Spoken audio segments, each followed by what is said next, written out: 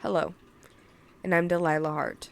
Welcome to Let's Be Real, an anonymous podcast for people to share their real life stories for anybody of any age willing to lend a listening ear.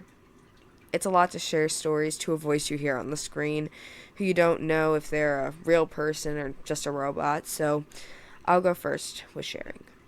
I can't expect somebody to be vulnerable with me in the internet, even if we don't know who they are, if I'm not vulnerable either. So, it's time for me to be real. Like a lot of people, I'm a teenager in the world who's looking for a pastime I and other people can enjoy.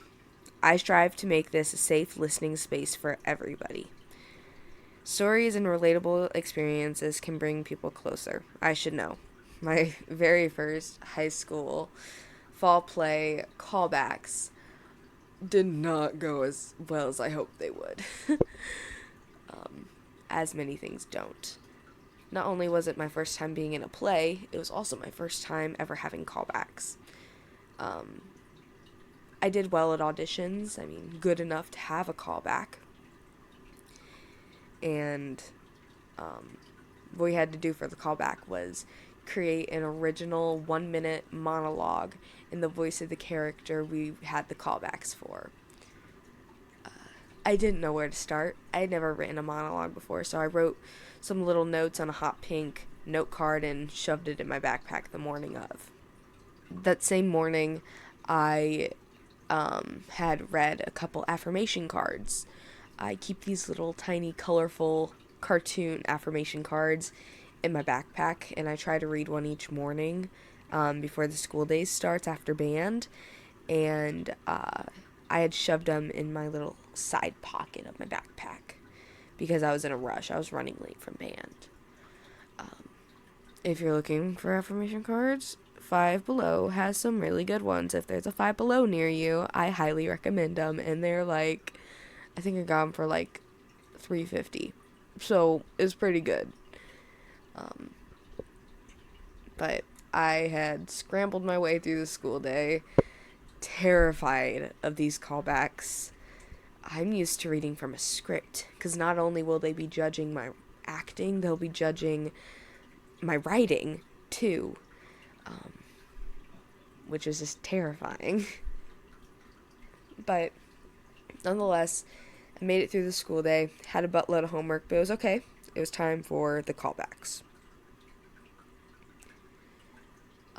There's a lot of kids in my school, like many high schools, and the busiest times of day are at the beginning of the school day, and then more so at the end, because everybody's just trying to get out of there. Once 2:10 hits, it's a stampede of kids trying to rush out the door, make it to practice. And I was caught in that stampede. I had left my 7th hour class, and I had to go down the stairs to the hallway that was right below that hallway, because I was on the 2nd level. So I was walking down the stairs, and somebody bumped me, and my affirmation cards came out of my side pocket and spilled all over the stairs. I was a little frazzled. If you spill anything, it's embarrassing, but I had seen no one else carrying these affirmation cards around, and I'm like, oh my god, they're gonna think I'm so lame for carrying these stupid little cards, and they're gonna make fun of me, and I was just spiraling a little. Nobody helped me pick them up.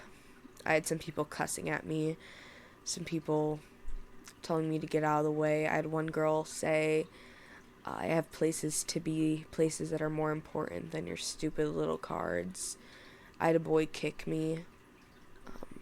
I just scrambled to pick all of these cards up and get them in their little carrier. That carrier is now taped shut now. I tape it, so if it does fall, it shouldn't open. Only one person helped me, which was another girl who was going to callbacks. I had known her. We were in a show previously together whenever I was in 6th grade, and but we had grown apart. She was the grade above me. She was the only person that stopped and helped me pick up my cards, which I really appreciated because I was going to be late. So we got them together, put them in my backpack, gave me some comfort, like, you're going to do great. And we made our way down to the callback room. I entered in. I was already scared for callbacks, and then that just happened, and I had those negative words thrown at me, and I kind of panicked. And when I panic, I cry. So I walked in there. I sat by one of my friends who also had a callback. I sat by her. She had her note card, and she was reading over it, and she looked at me. She's like, "Hey, are you okay?" And I started crying in the room with a bunch of adults I didn't know and a bunch of other students I didn't know who were mostly juniors and seniors. I was a freshman. So I just kind of sat there. I'm like, I'm okay. I'm okay. Just crying. And I was like, I'm going to get my note card out. I need to look at my note card. She's like, okay. And she tried talking to me and making sure I was okay, comforting me. And then the director walked up and said, "Hey, it's time to start. We're going to go in alphabetical order." I was the 4th person to go up, I think. 3rd or 4th person. I woke up with my hot pink note card in my hand, shaking. I was able to compose myself enough to... Oh, don't mind my wind chimes. I keep them hung up in my room with a little mushroom. They're really cute. But distractions. But I took this note card. I was trembling. You could see my hands shaking because I had this bright, hot pink note card in my hands. Heck, my hands were trembling so much and just shaking. I couldn't see my handwriting, so the note card was useless. I'd composed myself enough to not be crying, to not be actively crying, but you could still hear the sniffle in my voice, my hiccups, but it was okay. I started doing my monologue. I made it through. I survived, and I went and sat back down, watched my friend perform, and then I had to leave because I had to go to band rehearsal. There's a couple other people in the callback who had to go to band rehearsal too afterwards. So we all go down to the band room and walk in late to rehearsal. I put my flute together because I play flute, and I go and sit down. A different girl than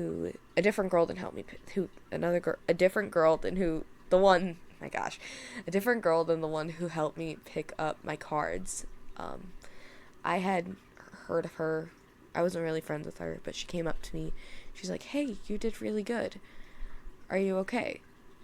I'm like, yeah, something had happened in the hall before. I'm okay. You did really good on your callback. We did callbacks for the same character. And we talked for a little bit. Well, not really that long. We had to lock in on band rehearsal. But then the cast list came out. She got the role that we had both auditioned for, and she did amazing at it. I'm really happy she got the role.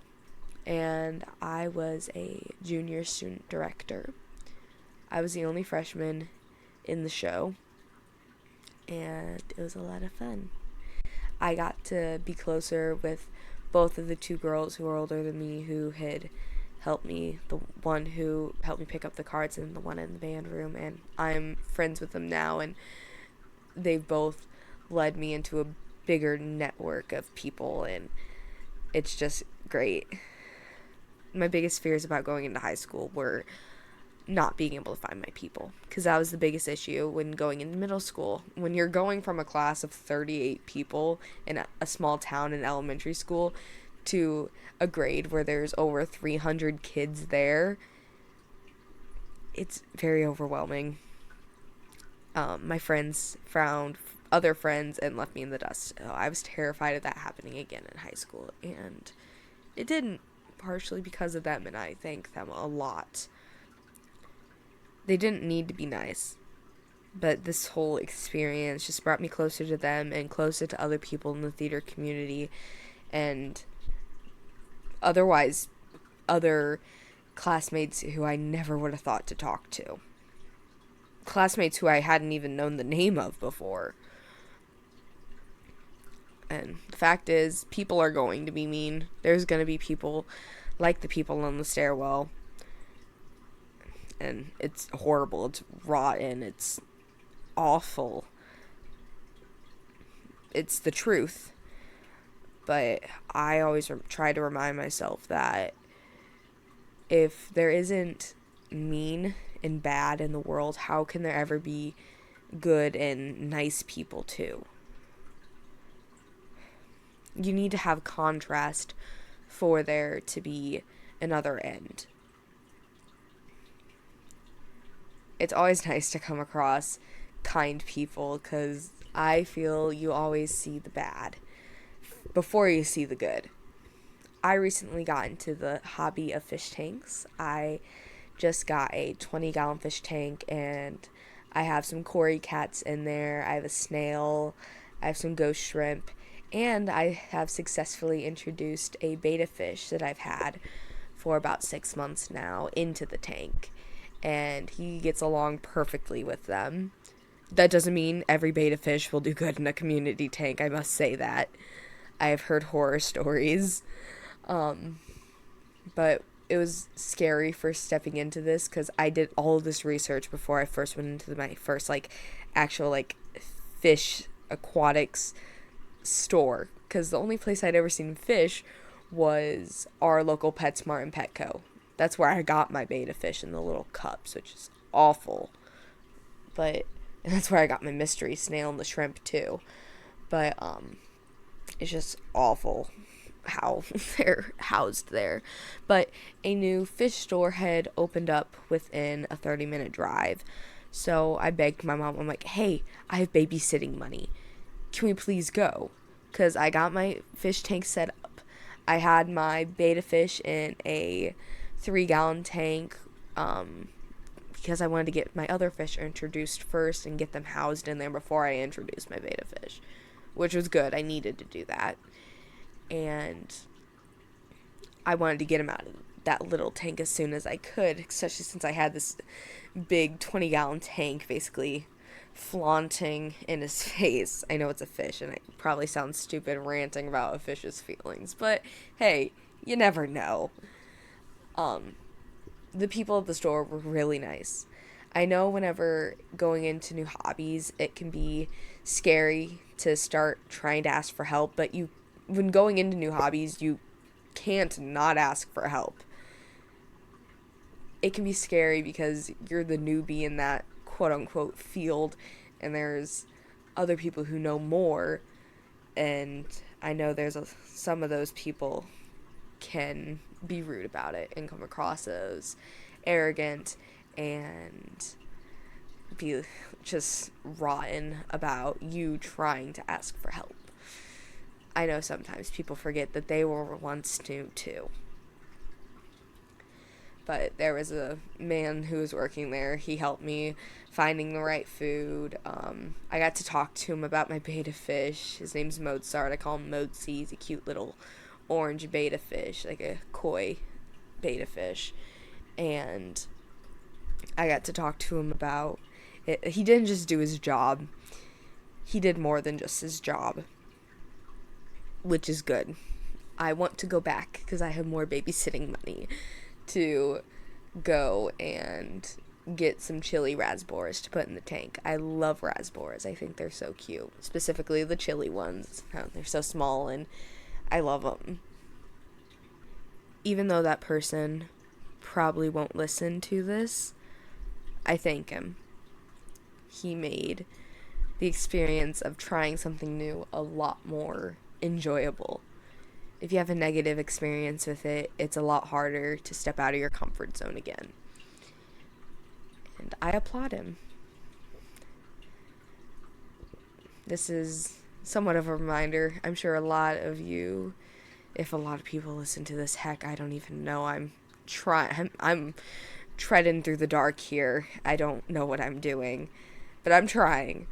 I'm sure anybody who's listening, or somebody who's listening, might have something they've been wanting and itching to do, but are just scared to. And there are positive outcomes. An example right there. And just try it. What's the worst that can happen? Don't answer that, because I'm sure you'll find a way to make it sound pretty bad, but just try it. It can't ruin your life. I promise you that. Actually, no, I'm not going to promise that. That's probably a bad thing to promise. But, yeah. I'm not exactly sure how to end these episodes yet. I'm hoping it'll eventually just come in with the flow. But thank you for letting me be real. And like in my trailer and stuff, I will have the Google form entries in the description, and I also have it in the description for my channel. If you've enjoyed listening to this, I feel like I've just been rambling, but if you've enjoyed listening to this, consider leaving a like, maybe subscribe, share, comment. I would really like this to get out to people, because I'm not just doing this for me, I'm doing it for other people, because I know personally it's really hard for me to be able to talk about certain things, to get them off my chest, because I'm scared of hurting other people's feelings or coming across as ignorant or rude. But with it being completely anonymous, and it just feels safer, in my opinion. Just don't let this become a hateful community. I'm not doing this for hate. I'm doing this for others to feel heard, and I know a lot of people can benefit from hearing other people's experiences. It might inspire them to do something they wouldn't regularly do. And I just feel a lot of good can come out of this. But I need listeners to help me create that a reality. So please share, listen, like, subscribe. Do whatever you can if you think this is a good idea. And thank you for listening. And until next time, I'll see you guys later.